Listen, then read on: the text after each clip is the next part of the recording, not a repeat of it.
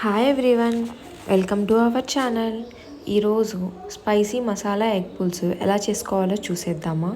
ఎప్పుడూ చేసుకునే పులుసులా కాకుండా ఇలా మసాలా ఎగ్ పులుసు ఒకసారి ట్రై చేయండి. ఇప్పుడు ప్రాసెస్లోకి వెళ్ళిపోదాం. మసాలా ఎగ్ పులుసు కోసం ఒక బాండీ పెట్టుకొని అందులోకి 1 టేబుల్ స్పూన్ ఆయిల్ వేసుకోవాలి. ఆయిల్ లైట్గా వేడెక్కిన తర్వాత అందులోకి చిటికెడు పసుపు, 1/2 టీ స్పూన్ ఉప్పు వేసుకొని మనం ముందుగా ఉడకపెట్టుకున్న 4 గుడ్డుల్ని ఇలా ఎర్రగా వచ్చేదాకా వేయించుకొని పక్కన పెట్టుకోవాలి. ఇప్పుడు అదే కడాయిలోకి 1 రెబ్బ కరివేపాకు, 1 సన్నగా తరిగిన ఉల్లిపాయ, 2 నిలువుగా చీరుకున్న పచ్చిమిర్చి వేసుకొని ఉల్లిపాయ లైట్ ట్రాన్స్పరెంట్ కలర్కి వచ్చేదాకా మూత పెట్టుకొని మగ్గించుకోవాలి. ఉల్లిపాయ లైట్గా రంగు మారిన తర్వాత 1 టేబుల్ స్పూన్ అల్లం వెల్లుల్లి పేస్ట్ వేసుకొని అల్లం వెల్లుల్లి పేస్ట్ పచ్చివాసన పోయేదాకా వేపించుకోవాలి. అల్లం వెల్లుల్లి పేస్ట్ పచ్చివాసన పోయిన తర్వాత అందులోకి సన్నగా తరిగి పెట్టుకున్న 2 టమోటాలను వేసుకొని టమోటాలు సాఫ్ట్ అయ్యేదాకా కుక్ చేసుకోవాలి. టమోటాలు త్వరగా మగ్గటం కోసం అందులోకి 1 చిటికెడు పసుపు, 1 టేబుల్ స్పూన్ ఉప్పు వేసుకొని మిక్స్ చేసుకోవాలి. దీనివల్ల టమోటాలు ఫాస్ట్గా మగ్గిపోతాయి. ఇప్పుడు మూత పెట్టుకొని టమోటా సాఫ్ట్ అయ్యేదాకా మగ్గించుకోవాలి. టమోటాల్లో నుంచి నూనె పైకి తేలటం స్టార్ట్ అయినప్పుడు ఒకసారి బాగా కలుపుకొని టమోటాలని స్మాష్ చేసుకుంటూ మిక్స్ చేసుకోవాలి.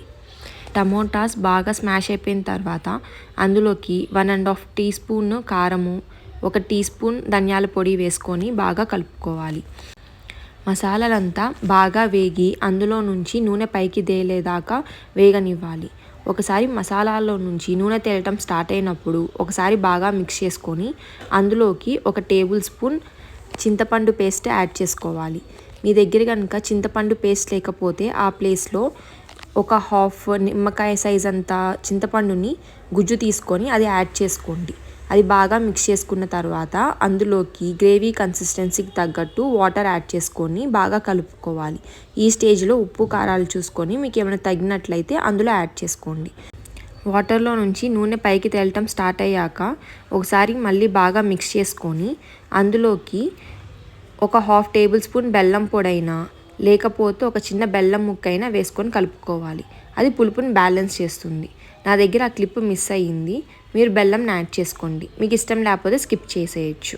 ఫైనల్గా మనం ముందుగా ఫ్రై చేసుకున్న గుడ్లని అలానే కొంచెం కొత్తిమీర వేసుకొని ఒక 5 to 10 minutes కుక్ అవనివ్వాలి. అంతేనండి, మన స్పైసీ మసాలా ఎగ్ పులుసు రెడీ అయిపోయింది. మీరు కూడా తప్పకుండా ట్రై చేసి ఎలా వచ్చిందో కమెంట్ సెక్షన్లో కమెంట్ చేయండి.